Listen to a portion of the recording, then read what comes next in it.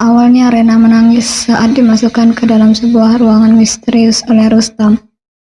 Tapi setelah melihat 5 anak yang sedikit lebih tua darinya berada di ruangan itu dengan wajah sendu, membuat rasa takut Rena sedikit memudar karena ia ternyata tidak sendirian. "Bagaimana caranya kita keluar dari sini ya?" ucap Rena mondar-mandir bak detektif yang mencoba menyelesaikan masalah. Sungguh, ia sangat menggemaskan. Kalau Erwin melihatnya, pasti Rena langsung digendong dan dicubiti karena gemas melihat tingkahnya. Anak perempuan yang matanya sipit kembali menangis terisak-isak. "Di sini ada yang kenal sama Doraemon?" tanya Rena kepada 5 anak yang sedang meringkuk di bawah lantai sambil menangis sesenggukan itu. Tidak ada jawaban. Rena kembali berpikir keras, mencari cara agar mereka berenang bisa kabur. "Coba aja ada Doraemon, kita bisa terbang pakai baling-baling bambu. Kalau nggak keluar lewat pintu ajaib di kantongnya." Mereka semua tidak menjawab, hanya terdengar rintihan dari mulut mereka. Rena akhirnya mendengus sebal. Anak laki-laki berpakaian kumal, berkulit coklat dekil yang diperkirakan 5 tahun lebih tua dari Rena, tampak menatap Rena dengan tatapan tak terbaca. "Mereka nggak akan ngerti bahasa lo." Rena menoleh, kemudian terdiam agak lama. "Emang mereka pakai bahasa hewan ya?" tanya Rena polos. Anak laki-laki itu masih mempertahankan ekspresi datarnya. "Ini yang 2 dari Vietnam, sementara yang 2 lagi dari Beijing, penduduk asli kota ini. Mereka nggak ngerti bahasa Indonesia, bahasa kita." Rena menggaruk-garuk kepalanya yang tidak gatal. Pantesan matanya sipit. Emang anak-anak luar negeri kudel-kudet ya? Bahasa Indonesia yang multifungsi aja mereka nggak paham. "Multifungsi?" tanya anak laki-laki itu sedikit malas karena melayani bocah kecil Rena. "Iya, bahasa Indonesia itu multifungsi. Di infotainment, bahasa Indonesia buat ngegosip, menghina orang, nyakitin orang. Bahkan mama papa aku kalau bertengkar pakai bahasa Indonesia." Anak laki-laki itu memutar bola matanya malas. Ya, terserah lo aja," jawabnya ketus. "Kamu orang mana?" tanya Rena penasaran. Anak laki-laki itu mendengus. "Anak luar angkasa." "Kok bisa bahasa Indonesia? Di sana bahasa Indonesia terkenal ya?" "Bego," pikir anak itu. "Ya gue bisa bahasa Indonesia karena gue orang Indonesia, tolol." "Oh, orang Indonesia juga ya. Pantesan dekil." Rena melongo sambil manggut-manggut. Sementara anak laki-laki itu langsung melotot sebal menghadapi tingkah ajaib Rena. Rena menoleh ke arah anak perempuan yang memakai baju merah. Anak itu mengencangkan suara tangisnya seolah ingin keluar. "Hei, tenang. Jangan nangis. Rena aja nggak nangis kok." Rena mencoba menenangkan dengan berjongkok memegangi bahu anak itu. "Dia nggak ngerti bahasa lo, bego," umpat anak laki-laki tadi. "Ih, kasar." Yang lain pada nangis malah bentak-bentak. Rena mengerucutkan bibirnya. Calon jablay." Rena ikut terduduk di sebelah mereka. "Kalau gitu, aku juga mau nangis ah." Hidung Rena mulai kembang kempis, ingin menangis. Kini mereka semua malah lomba menangis keras-kerasnya. Padahal ceritanya aja lomba selingkuh. "Maafin papa tiri Rena yang jahat ya." Rena menangis sesenggukan menenggelamkan kepalanya sambil memeluk lututnya sendiri. "Hah? Papa lo? Masa papa lo tega nyulik anaknya sendiri?" tanya anak laki-laki tadi yang mencoba tidak ikut menangis, walaupun matanya sudah terlihat bengkak. Papa tiri aku memang jahat. Dia udah pisahin mama dan papa kandung aku. Terus nyakitin mama aku dan nyulik aku. Rena malah bercerita sendiri. Anak laki-laki itu terperangah beberapa saat, kemudian manggut-manggut. Oh gitu. Gimana caranya sekarang kita keluar? Rena pengen keluar. Pokoknya sekarang kita keluar. Rena malah mencak-mencak melempari anak itu dengan bekas kaleng minuman yang ada di ruangan itu. Bisa dibayangkan betapa kumuhnya ruangan yang mengurung Rena sekarang. Bahkan Rena juga menyiram anak itu dengan debu. Gue kelilipan goblok. Anak itu mendengus. Gimana caranya keluar? Ih, aku takut. Rena memukul-mukulkan tangannya ke lantai, kesal sendiri. Dendi baru saja keluar dari bandara. Erwin dan Zahra sudah menantinya di ruang tunggu. Alhamdulillah, Bapak baik saja, ucap Erwin setelah Dendi sampai di hadapannya. Dendi memejamkan matanya beberapa saat, kemudian menunduk. Maaf, anak kamu belum bisa saya dapatkan, Win. Entahlah, dia masih hidup atau tidak. Irih Dendi menghapus air mata yang tiba-tiba menetes ke pipinya. Erwin menatap nanar ke arah Dendi. Air matanya sudah bergerumul di pelupuk mata. Dendi langsung memeluknya. Sementara Zahra memegangi mulutnya yang ingin muntah. Entah kenapa sejak tadi pagi perutnya rasanya mual. Bahkan sekarang ketika ia mencium bau-bau yang menyengat seperti aroma parfum yang dipakai orang-orang yang berlalu lalang. Perutnya kembali mual karena tidak kuat. Akhirnya Zahra izin ke toilet. Aku ke toilet dulu, Mas. Zahra berlari ke toilet umum, kemudian memuntahkan isi di dalam perutnya ke wastafel. Wek. Zahra menarik tisu bulung di dekatnya untuk mengelapi mulutnya. Kenapa sih ini? Mau aku kumat lagi ya? Tanya Zahra sambil meringis. Ia mencuci tangannya, kemudian keluar dari toilet. Saat hendak kembali ke tempat Erwin, tak sengaja dia menabrak seseorang. Maaf. Zahra langsung merapikan busana gamisnya yang terkoyak. Zahra, ucap seseorang laki-laki memakai seragam pilot, begitu gagah dengan dasi hitam yang ia gunakan. Mulut Zahra langsung menganga lebar.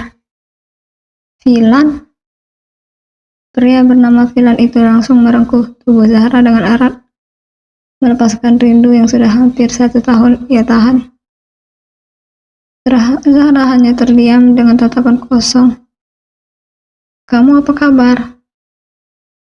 Zahra masih mematung di tempatnya. Benar kata Karamel, kalau Filan sekarang sudah jadi pilot. Aku rindu sama kamu. Filan mengeratkan pelukannya.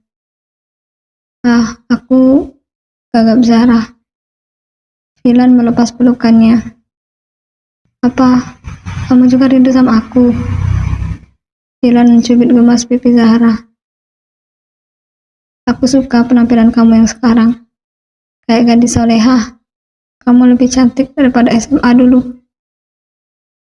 Zahra terlihat kikuk. Saat mencium aroma parfum milik Filan, Zahra kembali mual-mual. Aku pengen ke toilet. Zahra buru-buru berlari kembali menuju toilet. Filan menatap punggung Zahra yang berlari dengan aneh.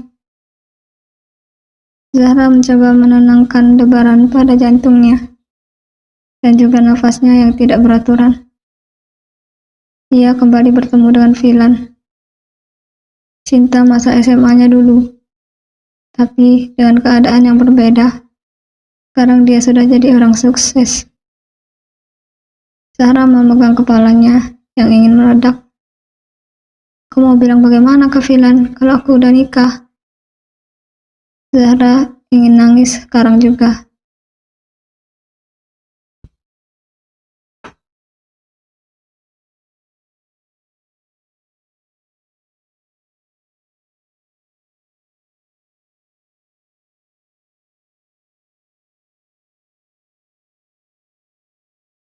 Selamat, bentar lagi Bapak akan punya momongan. Erwin tidak bisa menyembunyikan kebahagiaannya saat mendengar kabar baik itu dari Dokter Budiman.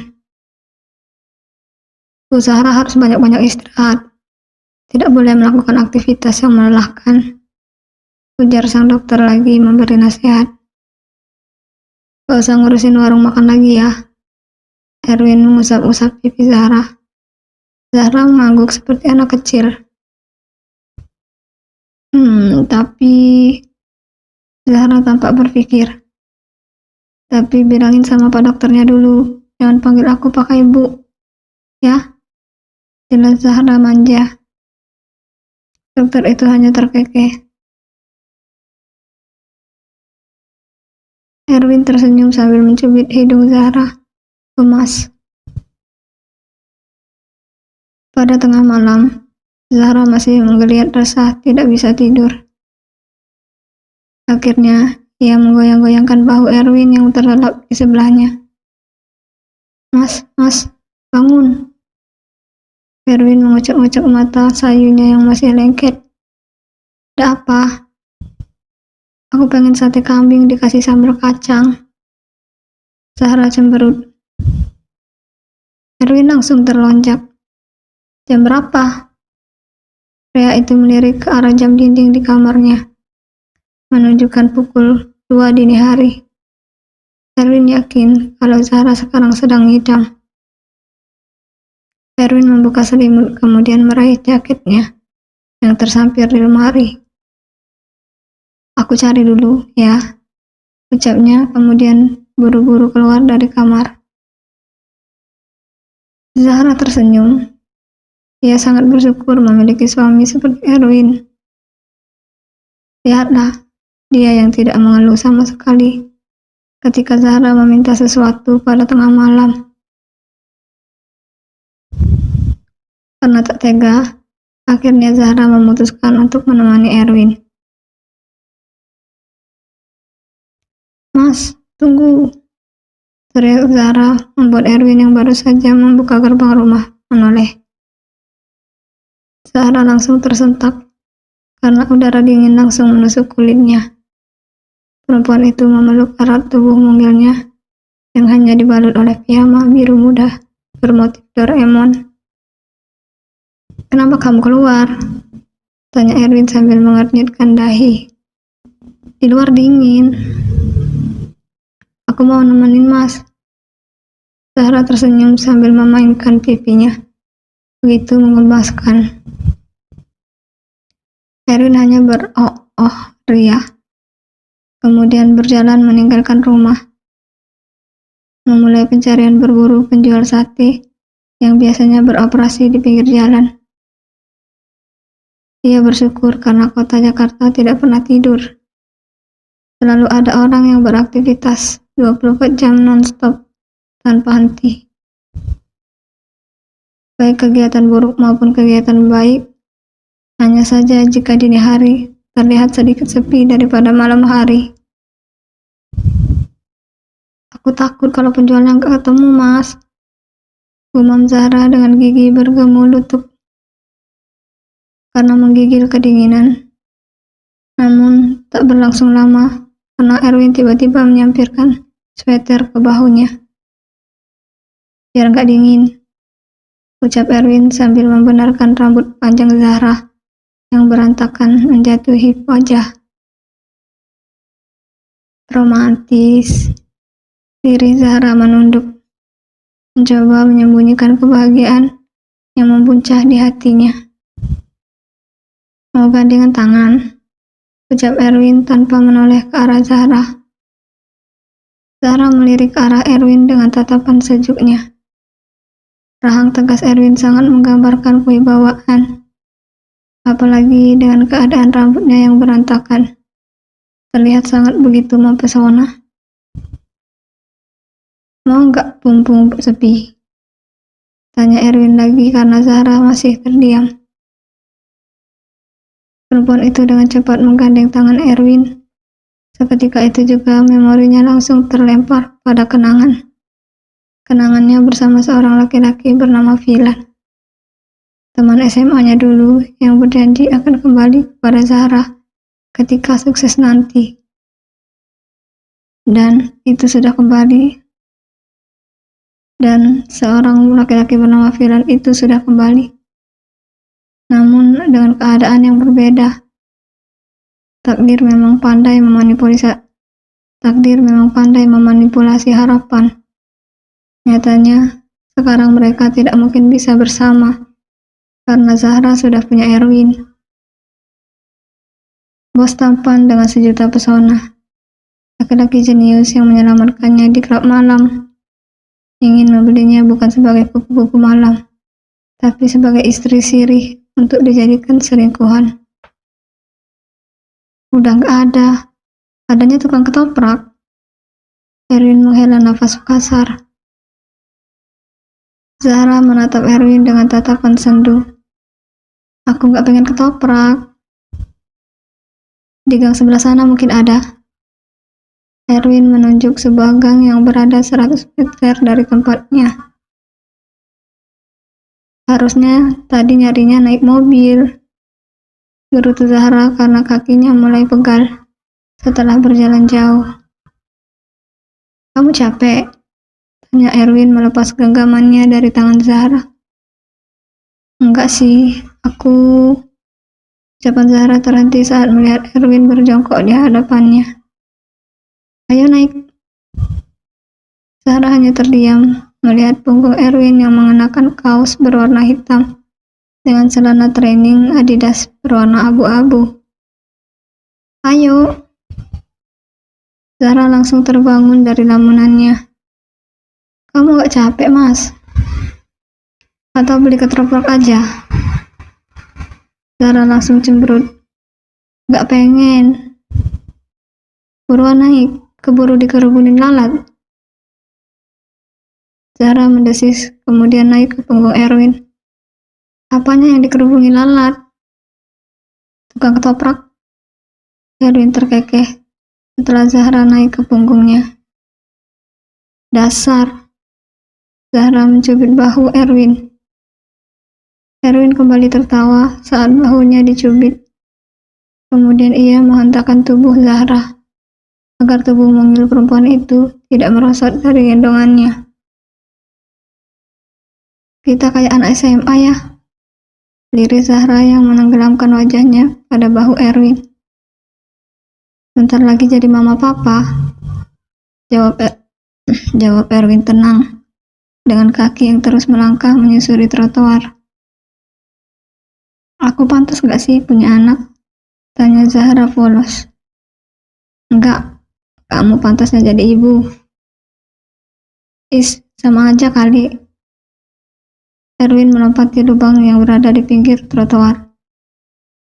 Anak kita pasti senang ngeliat ibunya pintar masak. Anak kita pasti senang karena ayahnya punya pabrik smartphone terbesar di dunia. Anak kita pasti senang kalau dia punya kakak yang lucu seperti Rena. Suara Erwin melemah. Pria itu kembali teringat dengan putri kesayangannya. Zahra juga ikut sedih. Semoga Rena baik-baik saja ya, Mas. Amin. Jawab Erwin singkat. Aku yakin kok kalau Karamel bisa menyelesaikan masalah ini dan Rustam akan segera tertangkap. Sehebat itukah Karamel? Tanya Erwin. Seniornya banyak yang gugur di Paris. Buktinya dulu Karamel bisa memberantas jaringan narkoba di sekolah aku. Bahkan dia juga menangkap gembong narkobanya. Semoga dugaanmu benar. Zahra menepuk-nepuk pundak Erwin. Mas, ada bintang jatuh. Buruan gih minta sesuatu. Erwin tersenyum. Aku gak percaya sama gitu-gituan. Kalau kamu punya permintaan, Minta aja.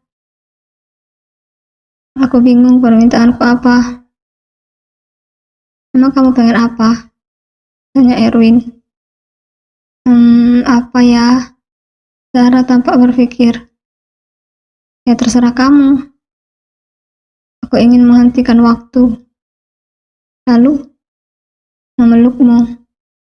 Terus, sudah. Aku tidak ingin apa-apa lagi selain kamu. Erwin tersenyum manis.